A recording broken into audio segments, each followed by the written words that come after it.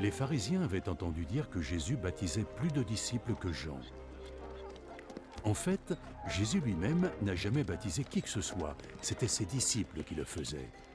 Quand Jésus apprit ce que l'on racontait, il quitta la Judée et retourna en Galilée. Pour s'y rendre, il devait traverser la Samarie. En Samarie, il arriva dans une ville appelée Sychar, non loin du terrain que Jacob avait donné à son fils Joseph.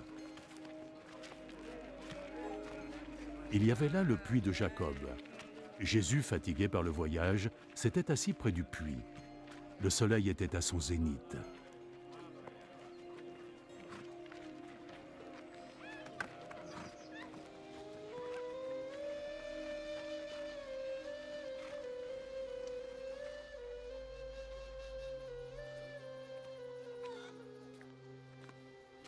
Arriva alors une femme, une Samaritaine, qui venait puiser de l'eau.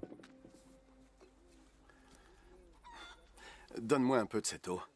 Ses disciples étaient partis en ville pour acheter de la nourriture. Tu es juif et moi je suis samaritaine. Comment oses-tu me demander de l'eau? Les Juifs n'utilisaient pas les mêmes coupes ou les mêmes bols que les Samaritains. Si seulement tu savais ce que Dieu donne, et qui est celui qui te demande à boire, tu le lui aurais demandé.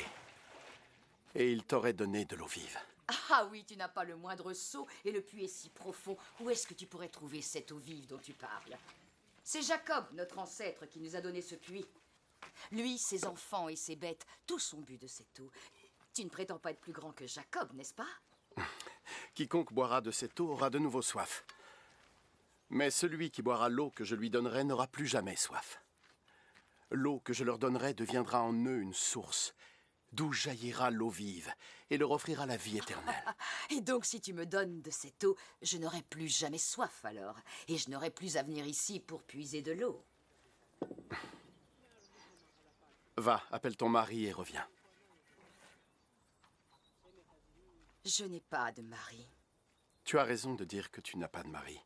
Tu as été marié 5 fois, et l'homme avec qui tu vis maintenant n'est pas vraiment ton mari. Tu m'as dit la vérité. Je vois, alors tu es un prophète. Mes ancêtres samaritains ont adoré Dieu sur cette montagne. Mais vous, les Juifs, vous dites que Jérusalem est le lieu où nous devrions adorer Dieu. Crois-moi, femme.